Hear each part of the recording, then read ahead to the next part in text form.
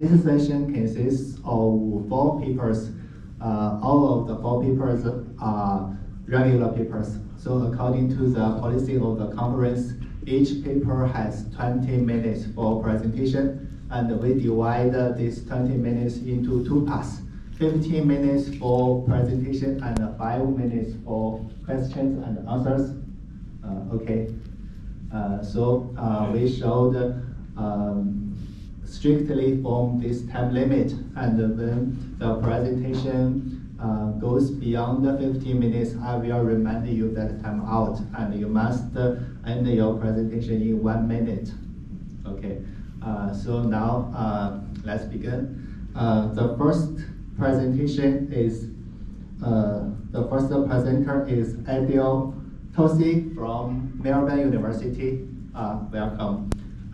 The title of his topic is an empirical study on edge to cloud continuum for smart applications, performance, design patterns, and key factors. Let's welcome.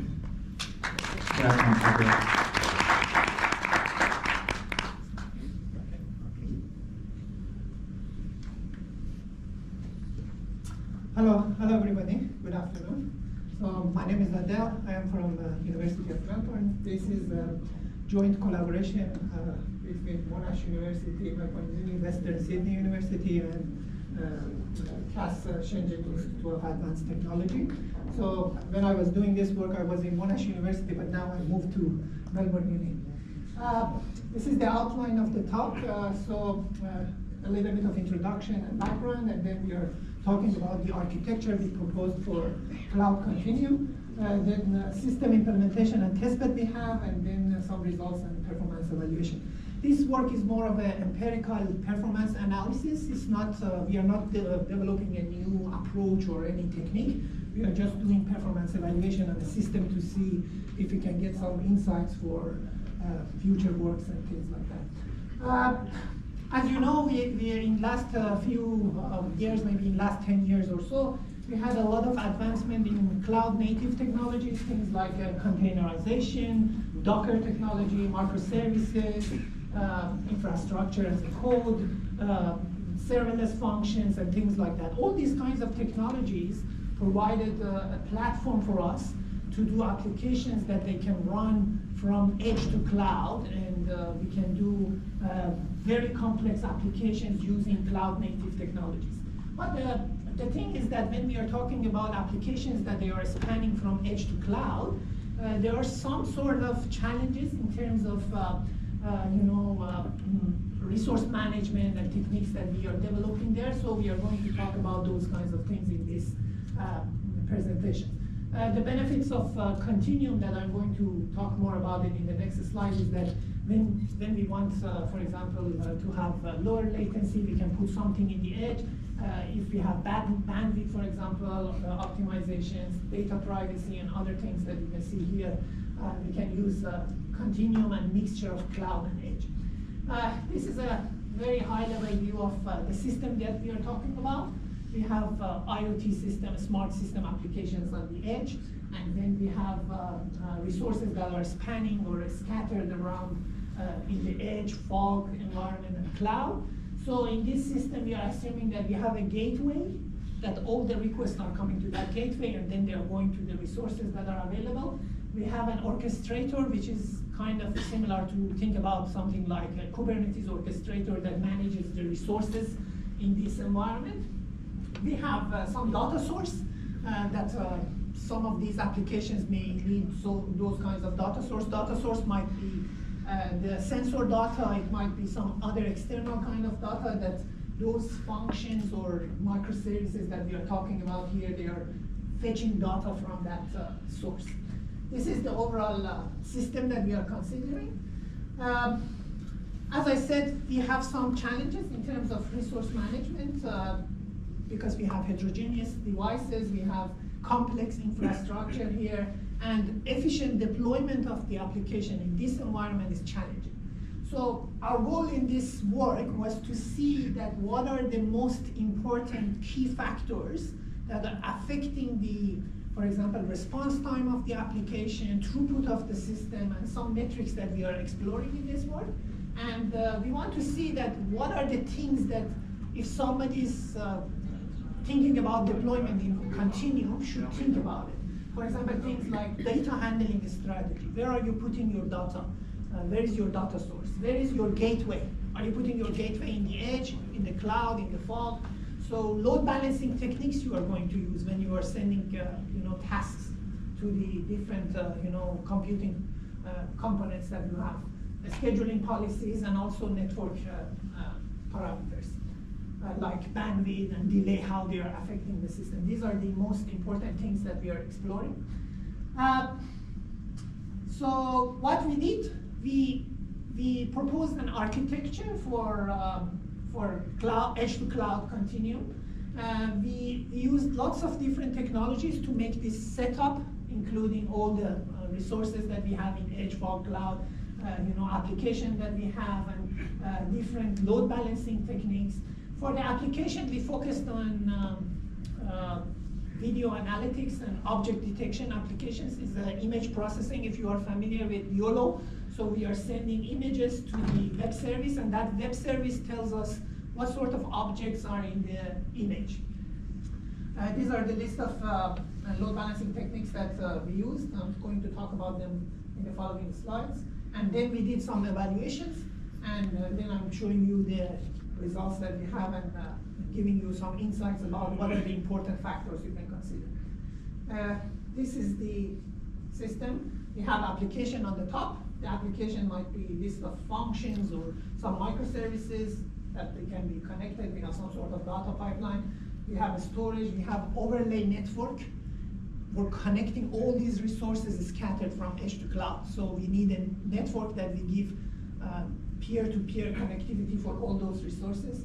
Then we have a gateway in the orchestrator. We have auto-scaling, scheduler, and things like that. And this is the Continuum. We have edge devices that are small devices like Raspberry Pis.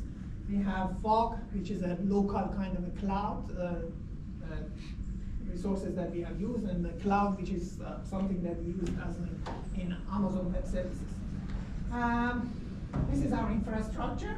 We have, in the edge, we have two towards the source of resources. We have VMs, and we have Raspberry Pis, as I said. In the fog, we have VMs in the local kind of a cloud that we had in the Monash University. It was a private community cloud that we had. And we had cloud resources, which is in, they were in remote, for example, data center in, if I don't make a mistake, in England. US. Yeah, US, yeah. So we have these technologies, Docker, Kubernetes, use Edge proxy for load balancing.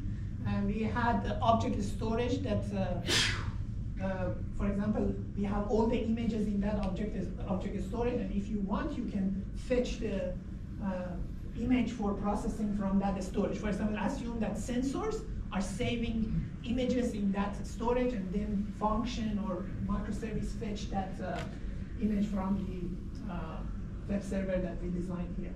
We have two overlay networks, one for control, one for data. We use technologies from WireGuard, if you are familiar with WireGuard technology for making networks. These two technologies, Tailscale and Zero Tier, we used for connectivity. We used a tool called Wondershaper, allows us to limit bandwidth and increase delay for the test purposes. We use two kind of a design pattern. We call it call by value and call by reference for those functions that we are running, okay? In call by value, what we are doing, client, which might be the sensor, for example, camera, it sends the image directly to the web service. We have a lot of web services like that in the system. So client will send image, and then YOLO service that we have, it sends a response with list of objects detected. In the second pattern, instead of sending the image, which is a bulky kind of a data that we are sending over the network, we are sending a link to the web service, and that link refers the web service or the function that we are running here to access that image from some source. Okay, these are two different patterns, call by value, call by reference. In the second one, we are not sending a lot of data, we are just sending small links. In the first one, we are sending image with the request. For the application, I said that we are using YOLO, and we implemented YOLO in form of a web service. Okay, these are a list of load balancing techniques we used in the gateway. Random, which is something you are familiar with. Round robin, also simple to understand. List connection is a technique that looks at the resources that they have list amount of images for processing at the moment. For example, I'm sending some request for this function to process. Then I'm looking for the next function available that has the least amount of number of currently running process at the moment. Then we have weighted round robin, gives weight to different nodes we have in the system based on some profiling technique we did.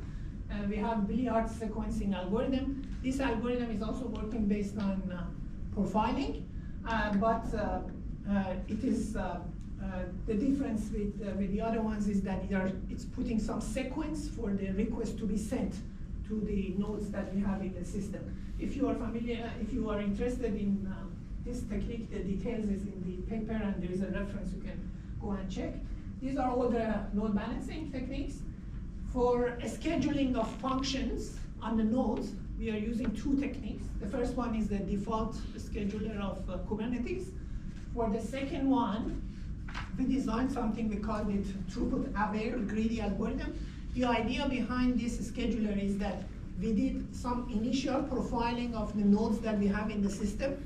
We checked that which node has the higher throughput in terms of processing. And then what we are doing at the time of allocation, we are putting functions in the node that has the highest throughput at the beginning. We are making that node full, then we go to the next one, and so on and so forth.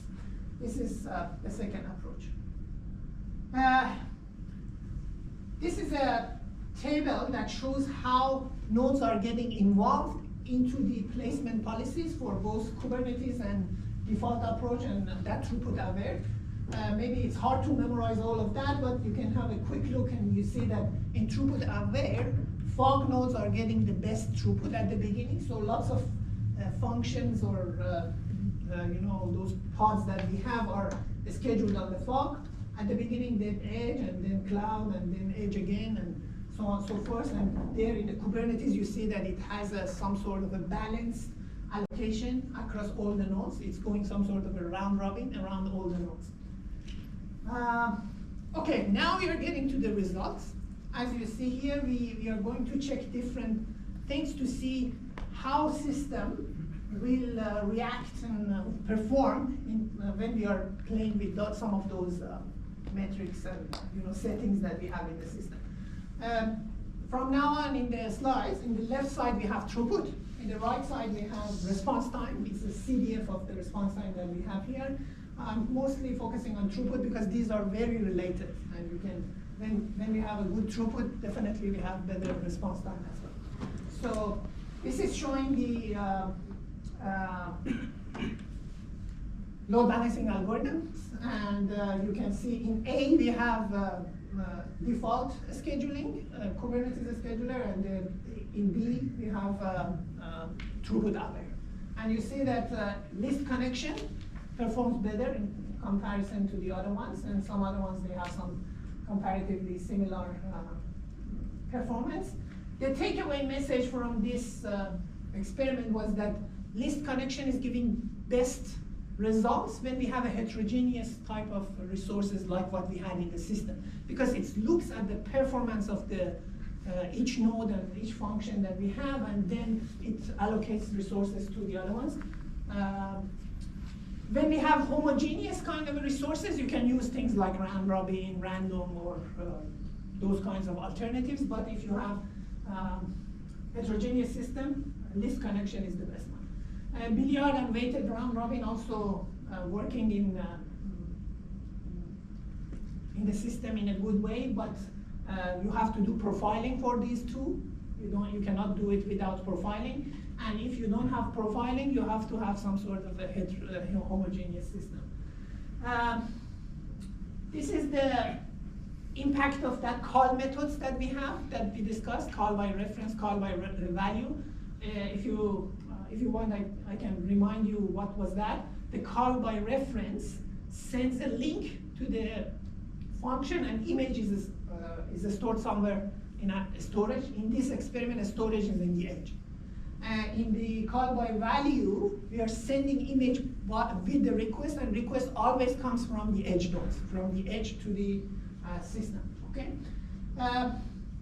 Results here shows that call by value and call by reference methods, they have similar performance when data source and trigger points are close together. For example, if data source is in the edge, trigger points, which is this IoT device or some sort of, for example, devices that triggers the request, if they are in the same place, for example, in the edge or in the fog or in the cloud, they are quite similar.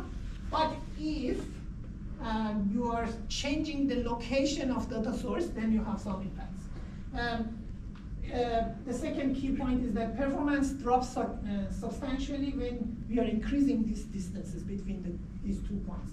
And the other thing is that call by reference, that we are not sending huge images through the network, is giving a slightly worse results compared to the call by value because of overloading that we have on the gateway. Because you are sending images, for example, think about lots of images are coming to the gateway, and gateway should, 1 minute, yeah. So this is the other results that we have here. Bandwidth is very important, and the result shows that the impact of bandwidth in the system is the most significant thing in the system. I'm skipping this for the sake of time. This is the results of bandwidth. You see that how much drop we have when we are limiting bandwidth between edge and different parts of the system. Then we have impact of gateway. Where you are putting the gateway in the system is very important as well. So if you are putting, for example, gateway in the cloud and your resources your requests are coming from edge, you can see that you have a significant drop. So the green one is cloud, and the blue one is in the edge, and as requests are coming from edge, the edge is getting the best performance here. This is a summary. So we used lots of different tools to build up a real kind of a test bed for our experiments. Then we started doing some evaluation to see if we are changing some parameters like bandwidth, type of load balancing techniques we are using, if you are having different design patterns like call by value, call by reference, for placement of gateway, and these kinds of things, how they are affecting the system. If you are interested, there are lots of data and analysis in the paper, you can read it, but here I just give you a gist of idea of what we did in this one. In future, we are focusing on development of scheduling algorithm based on these kinds of insights we got from the system, and we are also focusing on sustainability of the system, energy efficiency, and things like that. Thank you so much. Okay, thanks, Adel. Quite a wonderful presentation on Continuum. Any question? Okay.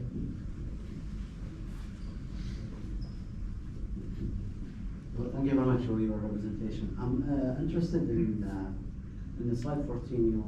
You showed the one of the plots. You estimated throughput. I'm interested in how did you estimate the throughput? Did you measure it, or did you use a mathematical model? Everything is measurement here. Can you please just let me know what is the tool that you use to measure the throughput? We are sending images. We are sending images to the gateway, and this gateway is load balancing the request to the pods that we have in the system, and then we are getting back the response. So for the measurement of the throughput, we are using Locust. If you're familiar, is a load generator kind of a tool.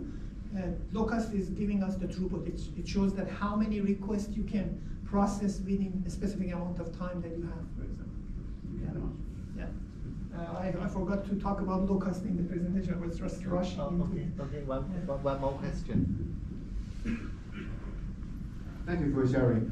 I noticed that you have the YOLO V3 and the web service as your test programs in your system. Yeah. So I think that I guess you want to test whether the computation intensive program and the storage intensive program. So, but in the load balancing section, the different types of the requests are not distinguished from each other. So that my question is, do we need to adjust our load balancing algorithm based on the type of the request? Yeah.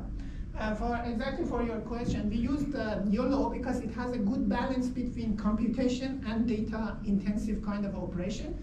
For that question that you have, for example, if you have an application that it has less amount of data to be sent, or it's more compute intensive or data intensive, what we did, we played with the size of images. For example, we reduced the size of image, or we increased the size of image to see how's the impact. And the results of that is exactly similar to how you are playing with bandwidth. Because if you're reducing bandwidth, the amount of throughput you are getting through the network to send more data is similar. So if somebody wants to see what happens if the application is more data intensive, and what is the impact, so you can think about, for example, lower bandwidth in the system. If you are thinking about less data intensive, you can think about higher bandwidth. And exactly, directly correlated results is getting into the system. And we did that. We didn't put it in the paper. I think somewhere I explained that. That is, I think, what you are asking. And load balancing impact is related to the bandwidth available, and that bandwidth can be translated as amount of data we can send. Okay, thank you. So that the configuration of the system will be adjusted dynamically. Dynamically, yeah. Correct. Okay, thanks. Good questions and good answers. Thank you so much. Okay.